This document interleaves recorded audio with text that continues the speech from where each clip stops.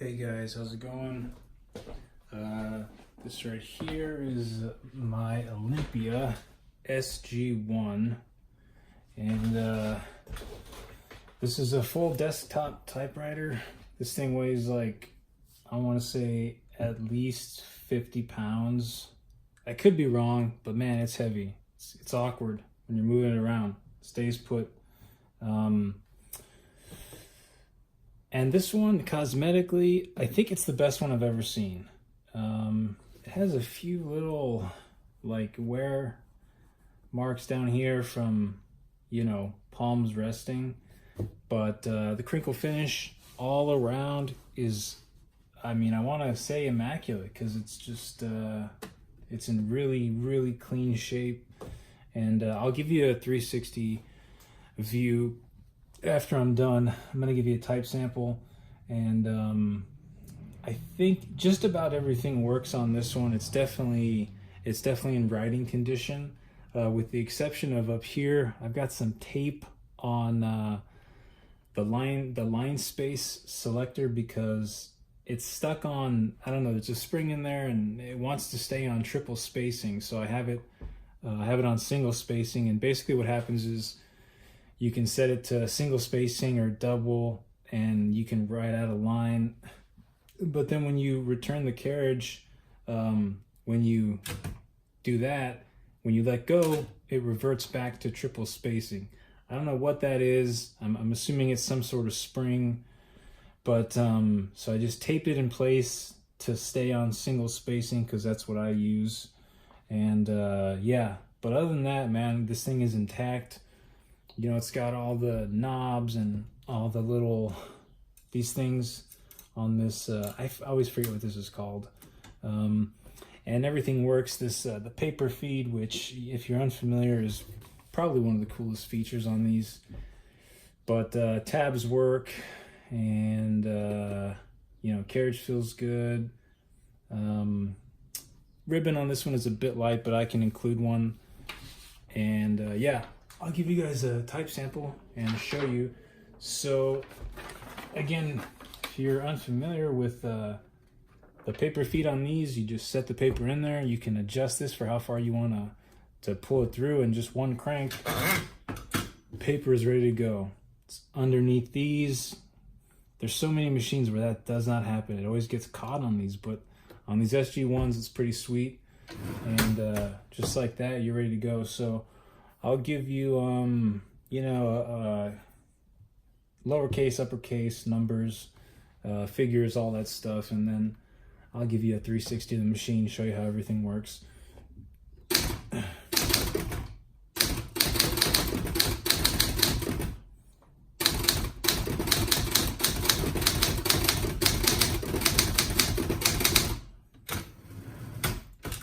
Oh man, that is really faded. Let me switch to red and see if the imprint's any better.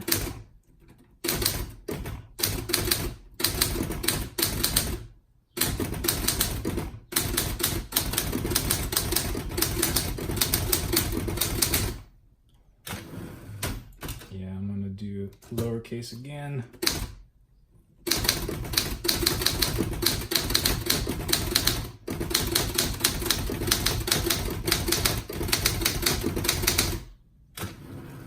This ribbon is really, really weak, but you can see everything's imprinting.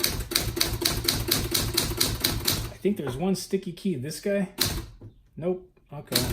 It was a little earlier, but it's okay now.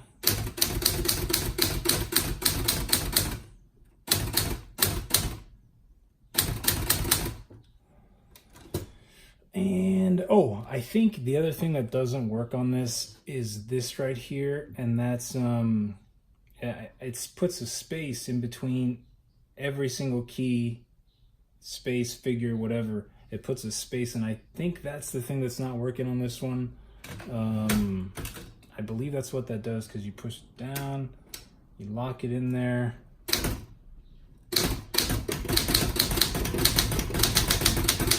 Oh, how about that? It's working. All right, cool. So I'll type out a couple lines.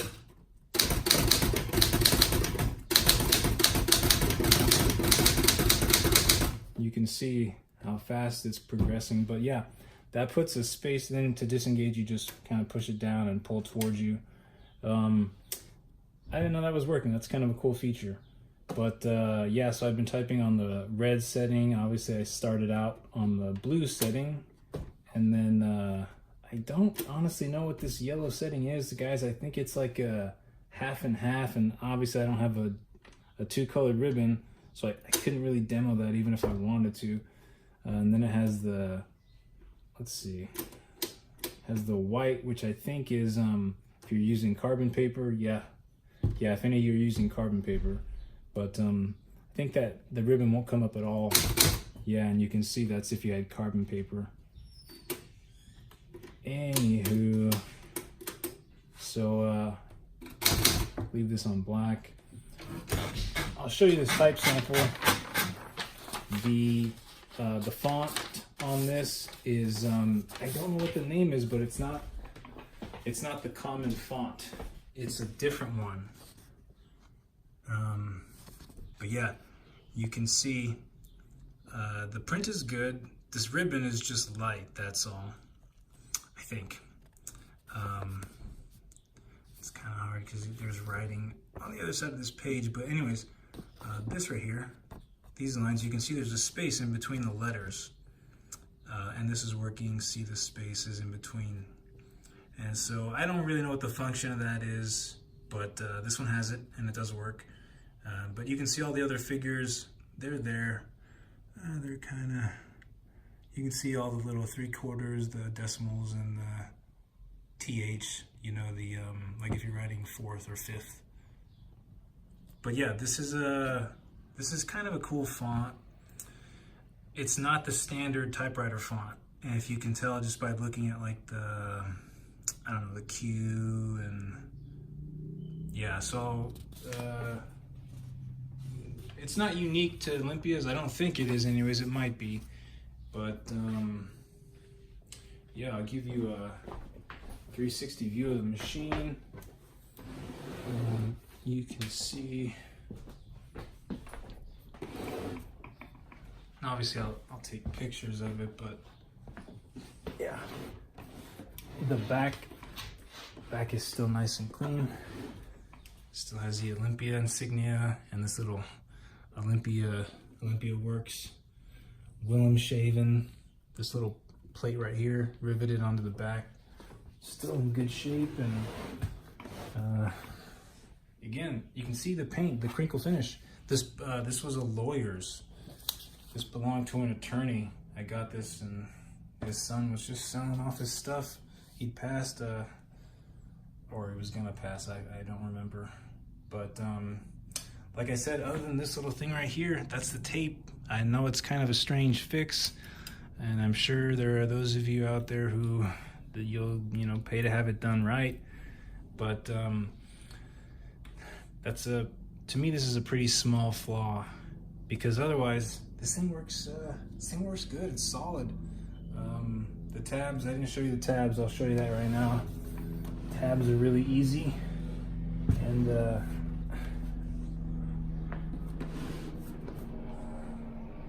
so yeah, tabs right here, you can set them and clear them. The margins are up here, right here, and over here, and you just press down and you can slide them along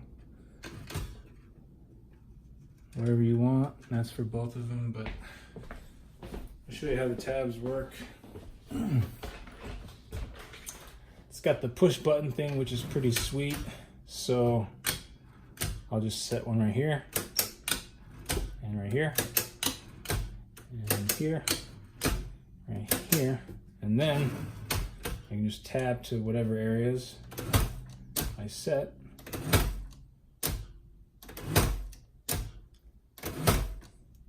And that's a little slow to return, you see that, but that's all of them. And bell does work, as you can see. So then to clear them, you just go back, clear, clear, clear, clear, that's it. And like I said, these you can just slide along. They are a little stiff, but yeah, you can basically get them wherever you want them. And there's a ton of features that I'm sure I'm not demonstrating. Backspace works. But yeah, honestly, there's stuff that I don't even know what it does. This, for instance, I'm not sure. You can take the whole carriage off, which is I think it's pretty simple. Let's see.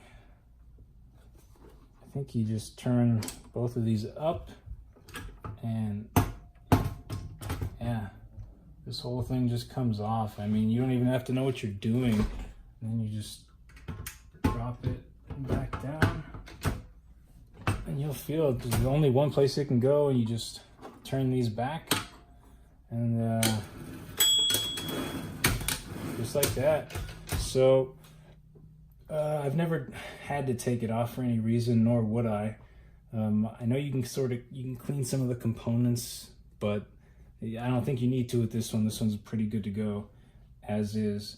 But yeah, this is it. This is my Olympia. It does come with a cover, an actual Olympia cover.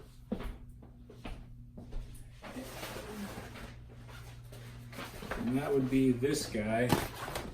No, it's not in great shape.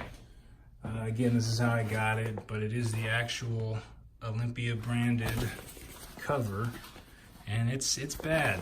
It's bad, but it's here, and most of them are not going to have it. I'm sure I'm going to get offers for just this thing, but this is a typewriter. Again, SG-1. I'll take a picture of the serial if you guys want to look up what year it is. I just don't really care. I mean, it's like, I know it's from the 50s or the 60s, and then that's it. You know, it's in good shape. Even the feet underneath. Tip this back, you guys can see.